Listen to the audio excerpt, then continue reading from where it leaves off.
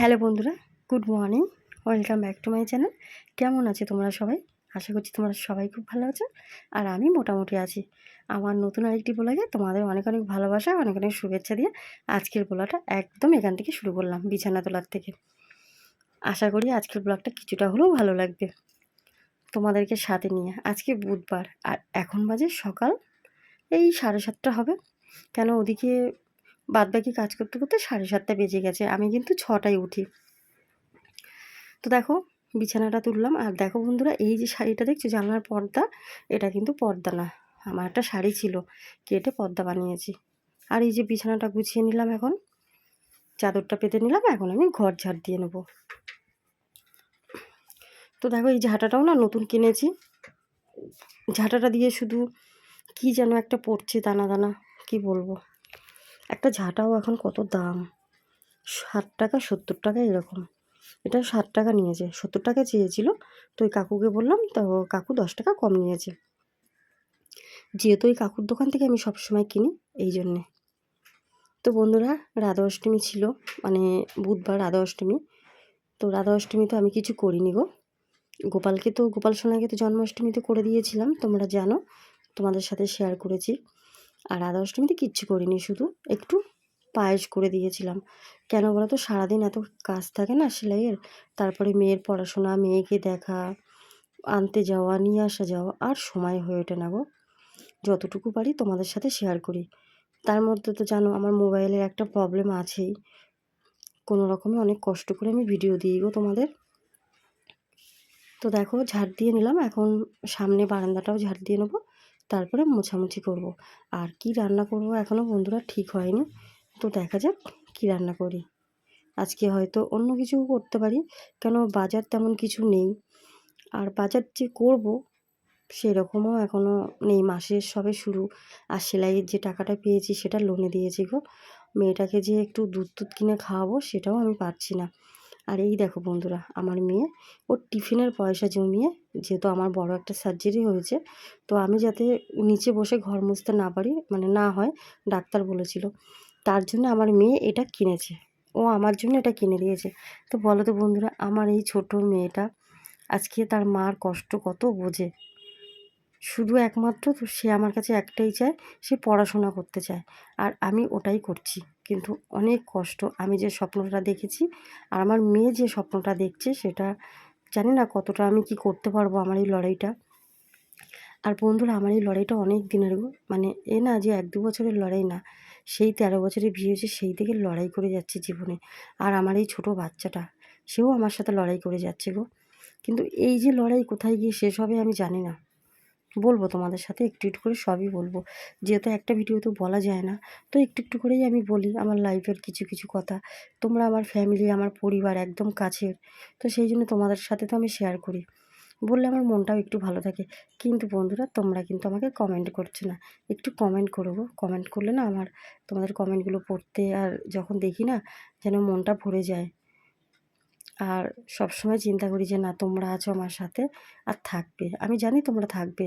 কেন বলো তো, তোমরা যে এত ভালো আর এত ভালোবাসা দিয়েছো এই দিদিভাইটাকে, সে কোনো দিনই ভালোবাসা পায়নি কারোর কাছে। তো দেখো, এখন ঘরটা মুছে নিলাম, ওই পাশটাও মুছে, রান্নার এই জায়গাটা, এখানে যেহেতু ছোট একটুখানি জায়গা, প্যাসেজের মতন আর কি, তো এইখানেই আর কি গুছিয়ে টুছিয়ে রেখে দিই যতটুকু পারি গুছিয়ে। তো চলো ওর সাথে থাকো। তো দেখো, এখন চলে আসলাম বাথরুমে। এই যে নাইটি টাইটিগুলো ধুয়ে ফেলি। আর এই ড্রামটা না ভেঙে গেছে, ভেঙে গেছে বলতে কি হয়েছে বলো তো বন্ধুরা, ফেটে গেছে। তো এখন একটা নতুন ড্রাম লাগবে। আমি রেখেছিলাম আমার পুরনো যে নাইটি টাইটি থাকে। তো দেখো বন্ধুরা, সমস্ত কাজ সেরে, রান্নাবান্না সেরে, গ্যাস মুছে চলে যাব কলতলায়। তো সাথে থাকো, দেখতে থাকো। তো দেখো বন্ধুরা, চলে আসলাম বাসন মাজতে। আর আজকে বললাম না বেশি কিছু রান্না নেই, এই জন্য তোমাদের সাথে শেয়ার করিনি গো। শুধু সিদ্ধ ভাত করেছি, আর একটু পেঁয়াজ ভাজা করেছি, আলু সিদ্ধটাকে মাখবো, মা মেয়ে দুজনে তাই খেয়ে নেব। এই জন্য আজকে সেরকম কিছু রান্না করতে পারিনি, রান্না করলে তোমাদের সাথে শেয়ার করতাম। জানো তো বন্ধুরা, আমার আর আমার মেয়ের জীবনটা সত্যি খুব কষ্টের গো। সেই যখন আমার মেয়েটা হয়েছে, আমার তো শ্বশুরবাড়ির লোক কেউ দেখতে পারে না মেয়ে হয়েছে, ছেলে কেন হয়নি। সেই 6 মাসের বেবিটা যখন আর কি হয়েছে, পেটে থাকতে তো আমাকে খেতে দিত না, মিসক্যারেজ হয়ে যায়, সেই বেবিটা হয়, তারপরে তাকেও খেতে দিত না, আমাকেও খেতে দেয় না। আর কত সহ্য করবে এই ছোটো বাচ্চাটা বন্ধুরা, তোমরা বলতে পারো বলো তো? একটা মা, কোনো ভগবান আর যেন কোনো ছোটো বাচ্চাকে এইভাবে কষ্ট দিও না। কারণ এর যে কী বেদনা, কী কষ্ট, সেটা একমাত্র মাই জানে গো। মা ছাড়া আর কেউ জানে না। একটা বাচ্চা যখন কাঁদে দুধের জন্যে, তার মা তাকে দুধ খেতে দিতে পারে না। কেন? তার কাছে টাকা নেই, তার বাবা দেয় না কিছু, তার শ্বশুরবাড়িতে কিচ্ছু দেয় না। বলে মেয়ে হয়েছে, অত খাওয়া কিসের? মেয়েদেরকে খেতে নেই, মেয়েদেরকে ঘুমাতে নেই, মেয়েদেরকে কিচ্ছু করতে নেই, শুধু কষ্ট করতে হয়। মেয়েদের জীবনটা নাকি এইরকমই। এটাই সেই ছোটো 13 বছর বয়স থেকে শুনে আসছি। আর এখন তো মেয়ে বড় হলো, এখন কি করছে, আমার মেয়েটাকে পড়াশোনা করতে দিচ্ছে না, যাতে মেয়েকে নিয়ে আমি বাড়ির থেকে বেরিয়ে যাই। এই জন্যেই তারা আমাকে এত অত্যাচার করছে। আর আমি মুখ বুজে পড়ে আছি বন্ধুরা, শুধু একমাত্র। থাকার জায়গা নেই, যাওয়ার জায়গা নেই, কোথায় যাবো গো? কেউ তো নেই। তার জন্য আমাকে যদি মারে, মারও খেতে হচ্ছে, আমার মেয়েকেও মার খেতে হচ্ছে, সব কিছুই সহ্য করছি একটাই কারণে। শুধু বন্ধুরা মুখ বুজে পড়ে আছি মেয়ের পরীক্ষাটার জন্যে গো। আমার মেয়ের সামনে পরীক্ষা আছে, তোমরা জানো 25 সালে। তো ওই যে নিটের যে পরীক্ষাটা দেবে, তোমরা প্রার্থনা করো যেন সেই দিনটা তাড়াতাড়ি চলে আসে। কেন আর কষ্ট আমি নিতে পারছি না, সহ্য করতে পারছি না। তার মধ্যে মেয়ের পড়াশোনার বই সবটা কেনা হয়নি। আর পুজোয় এখন সেলাইয়ের কাজের খুব চাপ গো বন্ধুরা। এই জন্যে না আমি তোমাদের সাথে সমস্ত কিছু যতটুকু পারি শেয়ার করছি, আর যতটুকু না পারি করছি না। এছাড়া তো কিছু করার নেই। তো আজকে তো দুপুরবেলা সিদ্ধ ভাত করলাম কোনো রকমে, করে এসে জামা কাপড়গুলো গুছিয়ে নিলাম। এখন সন্ধ্যা হয়ে গেছে বন্ধুরা, শুভ সন্ধ্যা বলতেও ভুলে গেছি তোমাদের। আসলে এত কষ্ট, এত জীবনটা কষ্ট নিয়ে আর সহ্য করা যাচ্ছে না, জানো তো? তো দেখো জামা কাপড়গুলো ভাঁজ করে চলে আসলাম বাসনগুলো তুলতে। আর বাসন তুলে তারপরে ঠাকুর, আমার গোপাল সোনাকে খেতে দিয়েছি, ওকে শোয়াতে হবে, এখনও শোয়ানো হয়নি। শুয়ে তারপরে দেখি রান্নাঘরে কী করি।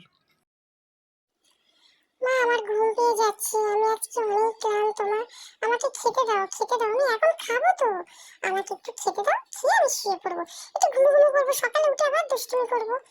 মা আমি খেয়ে আমাকে তাড়াতাড়ি করে ঘুম পাড়িয়ে দিলে খুব ভালো মা, আমি এখন ঘুমিয়ে পড়ছি, সকালে উঠে দুষ্টুমি করতে হবে, মাকে জ্বালাতে হবে, মা আমাকে লাঠি নিয়ে আমার পিছন পিছন, যশোদা মা আমার পিছন পিছন ঘুরঘুর ঘুরঘুর করবে, আমার তো ভারী মজা লাগে, মা যখন লাঠিটা নিয়ে আমার সাথে সাথে দৌড়ে দৌড়ে আসে না, মনে হয় যেন দুষ্টুমিটা আমার আরো বেড়ে যাচ্ছে। মা গুড নাইট, সকালে উঠবো। তো দেখো বন্ধুরা, গোপাল সোনাকে শুয়ে চলে আসলাম রান্নাঘরে। কি করব তো ভাবছি, ময়দা আছে। আর আসার সময় না সেলাইয়ের কাজ সেরে একটু মাংস নিয়ে এসেছিলাম, বেশি না গো, 250 নিয়ে এসেছি। তো 250 মাংসটা একদম পাতলা ঝোল করেছি, একটা আলু দিয়েছি। আর ভাবছি মেয়েকে কটা লুচি বানিয়ে দিই। কেন বলো তো বন্ধুরা, মেয়ের তো সেরকম খাওয়া হয় না। আর আমার মেয়ের তো কোনো বায়না নেই, কিচ্ছু চায় না, ওকে যেটুকু দিই ওইটুকু নিয়েই ও খুশি থাকে গো। আমার মেয়ে খুব লক্ষ্মী, শুধু নিজের মেয়ে বলে বলছি না, সত্যি আমার মেয়ে খুব লক্ষ্মী। তো দেখো কটা লুচি বানাচ্ছি, মেয়ে আর আমি দুজনে খেয়ে নেবো। আর ওই যে মাংসটা রান্না করেছি, চিকেন নিয়ে এসেছিলাম 250 গ্রাম, তো আলু দিয়ে পাতলা ঝোল করেছি। তো বন্ধুরা সাথে থাকো আর দেখতে থাকো আজকের ব্লগটা, হয়তো কিছুটা ভালো লাগবে। আর বন্ধুরা তোমরা কিন্তু আমাকে একটু সাপোর্ট করো গো, একটু সাপোর্ট করো। তোমাদের সাপোর্ট ছাড়া যে আমি একটু এগোতে পারবো না গো। তো দেখো লুচিটাও ভাজা হয়ে গেছে, এখন চলে যাব মেয়েকে খেতে দিতে। আর রাত অনেক হয়েছে, আসলে সমস্ত কাজ সারতে সারতে তো রাত হয়ে যায়, কিছু করার নেই। তো বন্ধুরা আজকে লুচিটা দিয়েই আজকের ব্লগটা শেষ করছি। যদি আজকের ব্লগে কিছু ভালো লেগে থাকে, একটা করে লাইক করে, শেয়ার করে, সাবস্ক্রাইব করে, কমেন্ট করে আমার চ্যানেলের পাশে থেকেও প্লিজ। তোমরা তোমাদের পরিবারকে নিয়ে সবাই ভালো থাকো, সুস্থ থাকো। কাল দেখা হচ্ছে ঠিক দুপুর 2টায় নতুন কোনো ব্লগের সাথে। ততক্ষণের জন্য তোমরা সুস্থ থাকো। Good night. দেখো এই যে লুচিটা বানিয়েছি হটপটের মধ্যে, তো মেয়ে আর আমি খেয়ে নেবো। আর আজকে আমাদের রাতের খাবার এটাই, মা মেয়ের পক্ষে আর কি খাবে। দুপুরে তো সিদ্ধ ভাত, আর এখন এই যে পাতলা ঝোল করেছিলাম বললাম না। তো বন্ধুরা এরকম পাতলা ঝোল কীরকম লাগে বলো তো গরম গরম লুচির সাথে?